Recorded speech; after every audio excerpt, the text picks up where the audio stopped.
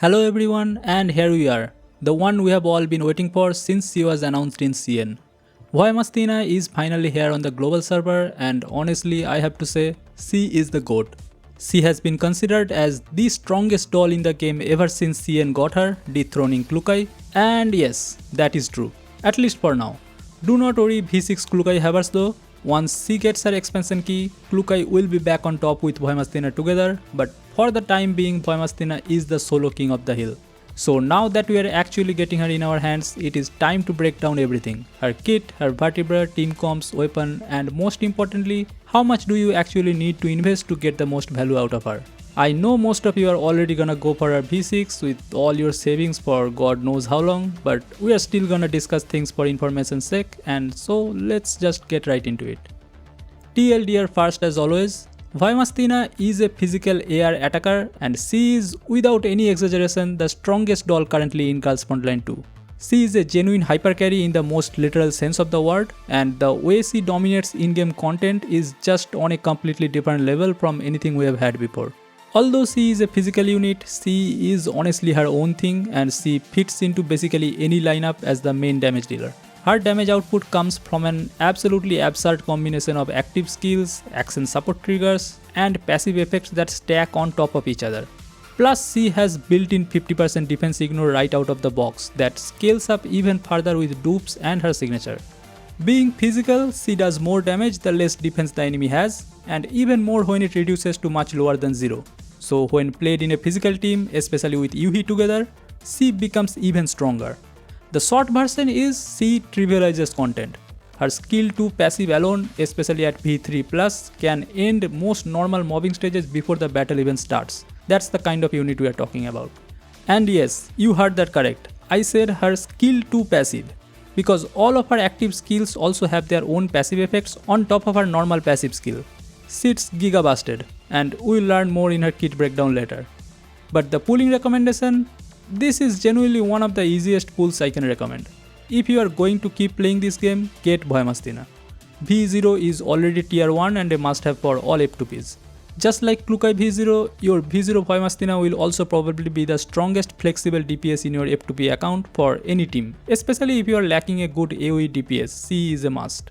Owning her makes all your personal content dramatically more comfortable. She clears content that used to be a grind into something you can just walk through and will make your life much easier dealing with extreme peak value assessment, expansion drills, phase clash, all these endgame mobbing game modes. And she will be a staple for these teams for a long time. Just like I am still using my V0 Klukai for clearing these modes till this day, as you can see from my past tutorial videos, and now I can add Voymastina alongside to make my teams even stronger. And in gunsmoke fights, you can just borrow your whale friend's V6 Voymastina to get the job done. This is the least investment F2P way to go about getting Voymastina. But for dupes, the recommended path is getting V3 and then go directly to V6. V3 is a massive gameplay upgrade and a really good stopping breakpoint that I highly recommend if you want to make your daily routine in-game completely autoplay. Her preemptive strike at battle start goes from 5 targets to 10, does like triple damage, and her core mechanic Wolf Eye system gets a major buff too. This is where she starts auto clearing mob stages right at the opening of the battle. So just like V3 Klukai, Voymastina also starts to realize her full potential from her V3. So if you can't get her V6 but really want the best from her, V3 is your target. V6 is just the endgame peak, and like I said before, she becomes the strongest doll in the game. If you are getting her V6, you can honestly just forget about what she does and stuff, press the auto button and relax. For her signature weapon 6P71, yes, it is a recommended pull, but only after getting her V3. It is purpose built for her and it genuinely matters at that point. You can make do with Planeta just fine if you are keeping her at V0. Alright, let's get into her skill kit. Voymastina has what is essentially 6 effective skills because her active skills S1, S2 and Alt each have a passive component as well. It sounds complicated, but once you understand the structure, it all clicks. Her S1 is an action support skill. The active effect targets an enemy within 8 tiles and deals 120% attack physical damage to all enemies within a 3 tile radius of the target. Straightforward wide area physical hit. The passive component is where it gets interesting.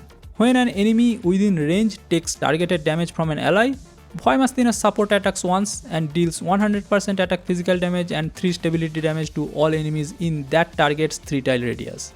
This can activate up to once per turn. So every time your team pokes an enemy, she is piling on splash damage around them. Her S2 has her core mechanic, the Ulfai system, and this is the most iconic part of her kit. You activate it, she does not attack immediately, instead she enters a sustained reactive state for 2 rounds. From now on, whenever any enemy within her 8 tile radius moves, attacks or takes any action, she locks on and fires automatically, dealing 80% attack physical damage plus 1 stability damage to the target and all enemies in a 3x3 area around it, ignoring cover. This can trigger up to 6 times total, once per enemy unit per turn. The positioning is key here. You want her placed so as many enemies as possible fall within that 8 tile radius. After using this skill, she gets an extra command which you usually follow up with her S1 there. Now the passive of this skill is what gets people talking. At the very start of the battle, before anyone on your side even acts, Voymastina auto-launches a preemptive bombardment at the 5 nearest enemies on the map, ignoring cover, dealing 100% attack physical damage and 3 stability damage to each enemy. It fires once right at the battle start and that's it. This is how it works at base at V0, which is good but can still feel a little lacking against many mobs with high health in endgame stages, and that will get solved at her V3 when we learn about it. Her ult is Voymastina's signature visual moment. With active use, she charges forward and deals 200% attack melee physical damage to all enemies in a 1x2 area directly in front of her. And she gains additional movement after. The range is very short, it's melee, so she closes distance to use it. After using ult, she gains additional move which lets her reposition. The passive of her ult is another action support trigger. When an enemy in range takes targeted damage from an ally, she activates once, charges to an empty tile within 2 squares of that target position and deals 150% attack melee physical damage and 3 stability damage to the target, ignoring cover. This triggers up to once per turn as well. And because terrain height and obstacles don't matter for the charge path, she can essentially move across the whole map when using this. Her main passive is where her whole durability and damage identity comes together. She cannot receive cover protection at all. Instead, she has a built-in 80% damage reduction when her stability is 1 or more. On offense, every physical damage she deals ignores 50% of the target's defenses. She builds 2 confectance index through normal attacks and active skill uses, and when confectance is full, she consumes all of it and gains Predator's Principle. During her next active attack, she ignores 50% more defense, gains 30% crit rate and 25% crit damage. Awesome. The whole kit is basically preemptive nuke at battle start, set up Ulfai to auto-react to everything that moves, use ult to close distance and pile bunker anything that's still standing, and her passive confectance loop maintains her damage ceiling throughout the fight. Let me now go through the Vertebrae breakpoints that you should actually aim for. After V0, it is V3. This is the big mob content upgrade. Ulfai system gains 1 extra round of duration, its damage goes from 80% to 130%, and the activation count limit is removed entirely. It fires as many times as enemies trigger it, not capped at 6 anymore. Enemy spawning now also triggers Ulfai, so new enemies get slapped as soon as they walk in.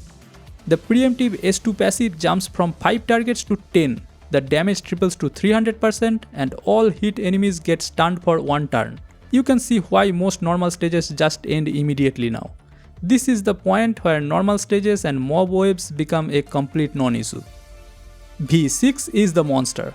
Hunter buff at battle start with damage plus 45% and crit damage plus 30% permanently active throughout fights. Defense ignore escalates to 125% on physical damage. Hunting rhythm stacks from support attacks that can fire an extra S2 passive at max stacks. The defensive synergy where attack gains also increase defense. This is the endgame investment that turns her from one of the best units into an absolute ceiling defining hyper carry.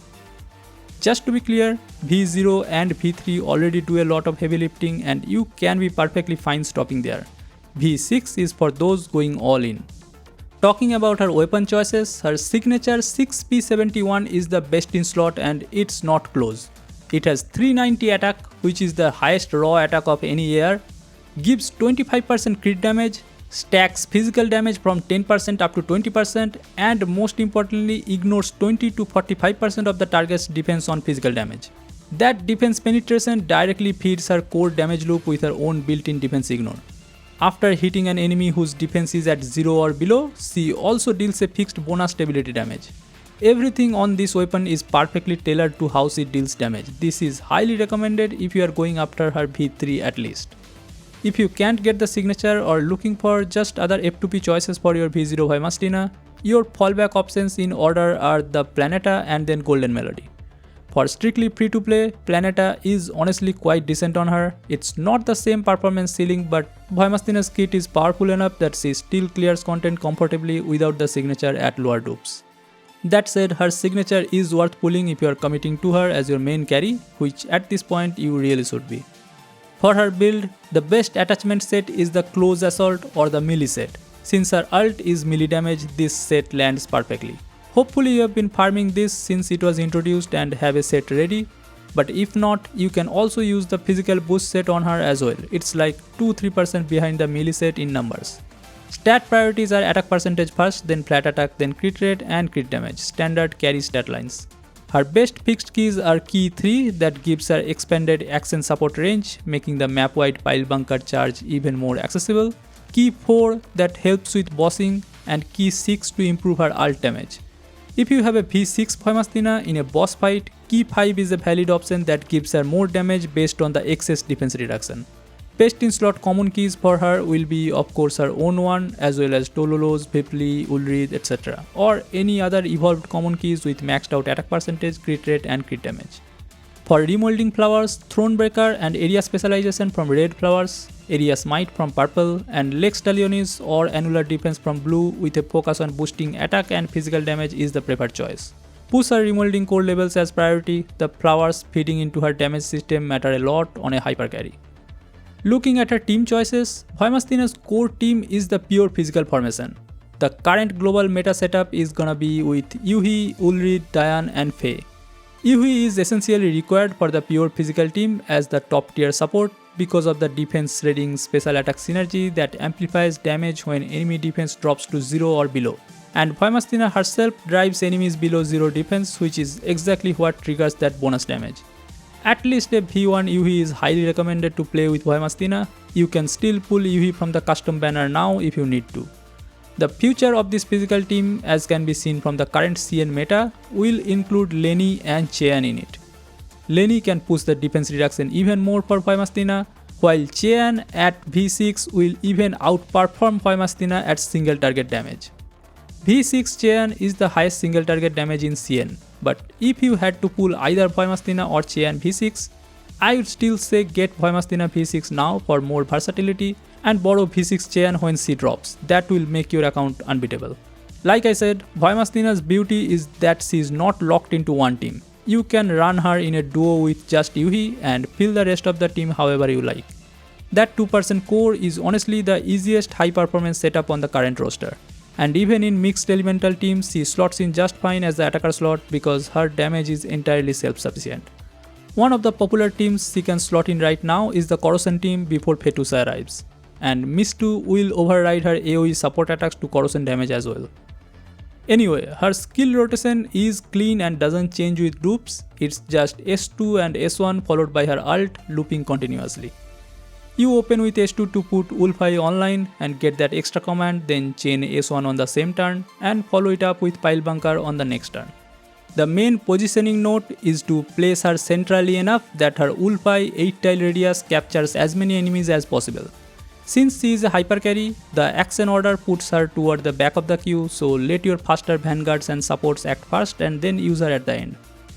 One thing worth knowing, at V3 and beyond, the preemptive passive fires before any ally or enemy acts. So you want to have your whole team positioned before that opening volley lands, because by the time your first ally actually takes a turn, a significant portion of the enemy wave may already be stunned or cleared. Now time for the final verdict, and honestly this is a simple one. Pull Voymastina. She is the strongest unit in the game right now and she has been since CN launched her. She dramatically reduces the difficulty of personal content, she trivializes mob stages at V3+, she is viable in every team, and even borrowed in Gunsmoke, C guarantees a solid floor. C is not a situational pick or a team specific enabler, C is just the best attacker in the game, full stop. If you love her design, white haired, stoic, walking around with an AK-15 and a giant exoskeleton Terminator, that's just a bonus on top of her being meta. For investment, V0 is your entry point and it's already excellent. V3 is where she goes from great to genuinely broken for mob content and should be your first target stopping point. Get the signature weapon then, it's not strictly mandatory at V0, but it's very much worth it now and afterwards. And finally, V6 is the endgame push. If you are a whale or have been saving for the strongest, go for V6 from the start. If you are F2P or low spending, V0 clears content for now and you can start saving to build toward V3 over future reruns. And that's the full breakdown on Voymastina. She's been the most anticipated banner in the global servers past year up to this point, and I think she absolutely delivers on that hype. Let me know in the comments how your pulls went. Did you go for V0, are you chasing V3, or are you going full V6 whale mode? I want to hear everything. And if you found this video useful, feel free to drop a like and subscribe, hit the hype button, join the channel membership or send a super thanks if you want to support the channel. Thank you all so much for watching and I'll catch you in the next one. Goodbye.